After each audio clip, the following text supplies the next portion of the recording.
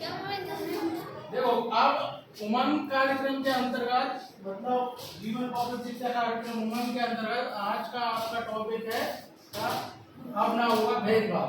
तो इससे पहले हमने क्या लिखा था, लड़का लड़की एक समान।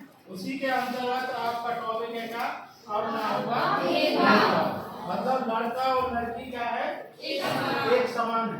अब एक अभी कहानी इसमें दी गई है आपकी, जैसे दो बहन भाई घर पे नॉर्मली पढ़ाई कर रहे होते हैं, जैसे आपके जो बहन भाई होंगे आप नॉर्मली पढ़ाई कर रहे रहते हैं। तो उसमें क्या रहता है, तो उनकी माँ दूसरे कमरे से आती है तो बोलती हैं कि बेटा झाड़ू लगा लो। उन्होंने प्रॉपर किसी से नहीं बोला, लेकिन उन्होंने बोला बेटा झाड़ू लगा लो। तो उसमें से वॉइस जो पढ़ रहा था, मतलब भाई पढ़ रहा था, उसने उठ के झाड़ू लगाने लगा। फिर माँ जब दूसरे कमरे से रिटर्न आती है तो वो वॉइस से क्या बोलती हैं कि झाड़ू एक तरफ डालो। मतलब झाड़ू लगाने का काम किसका है, लड़की का।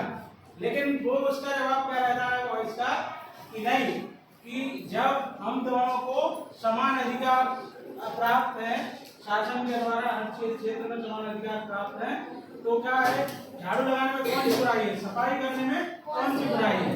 तो मतलब इसका कुछ वो छाप नहीं लगी है कि झाड़ू कौन लगाएगा कि धनसी लगाएगी।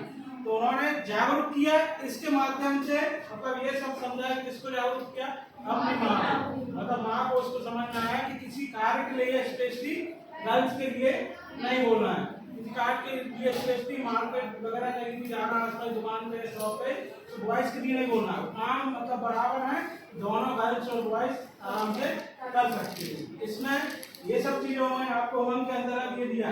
जैसे आपको शासन में भी आपके अनुच्छेद कितने हैं, 395 अनुच्छेद के अंतर्गत आपका अनुच्छेद 14 से 18 जो अनुच्छेद आपके हैं वो उसमें आपको मौलिक अधिकार दिए। मौलिक अधिकार में भी आपका एक अधिकार कौन सा आता है, समानता का अधिकार। मतलब आपको हर जाति धर्म और मतलब भेदभाव नहीं करना है, चाहे वो गर्ल्स हो चाहे बॉयज हो, किसी के मतलब सभी को क्या है, समानता के अधिकार प्राप्त है। आर्टिकल किसमें 14 से 18 सभी को मतलब सभी जगह जाने की स्वतंत्रता प्राप्त है, मतलब मंदिर में जाने की स्वतंत्रता प्राप्त है। ये सब अधिकार आपको दिए गए हैं। जैसे आपका अनुच्छेद 19 वाक स्वतंत्रता का अधिकार, मतलब बोलने का भी आपको अधिकार है। मतलब ये अधिकार आपको किसने दिए, तो फिर शासन ने जब आपको अधिकार दिए हैं तो फिर आप लोग क्यों फॉलो नहीं कर रहे हैं। आप लोग जागरूक करिए, ये सब आपके शासन में ये आपको अनुच्छेद दिए गए, इनके अंतर्गत सबको समानता का अधिकार प्राप्त है ना। और जैसे ही आज हम देखें कि जो आपका शिक्षित वर्ग है, जिसमें आपका पुरुष शिक्षित वर्ग क्या है, मतलब आपका नॉर्मली मध्य प्रदेश में देखें तो पुरुष का साक्षरता स्तर क्या है, 82.5%। मतलब 100 में से 82 लोग कितने हैं, पढ़े लिखे हैं। और आपका स्त्रियों का आप साक्षरता देखें आप तो वो कितना है, 65%। मतलब लगभग 17% पीछे है। तो यही क्या है, यही आपको पीछे करती है ना। जागरूक होने के लिए यही पीछे करती है आपको। मतलब क्या है, बच्चों को क्या करना पड़ेगा, साक्षर कराना पड़ेगा पहले, मतलब पढ़ने के लिए उनको जागरूक करना पड़ेगा।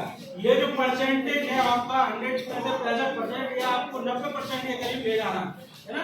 आपका नॉर्मली लिंग अनुपात आपका मध्य प्रदेश का 1000 में से 931 है। मतलब जहाँ 1000 पुरुष है वहाँ उन पर 931 क्या है, महिलाएं।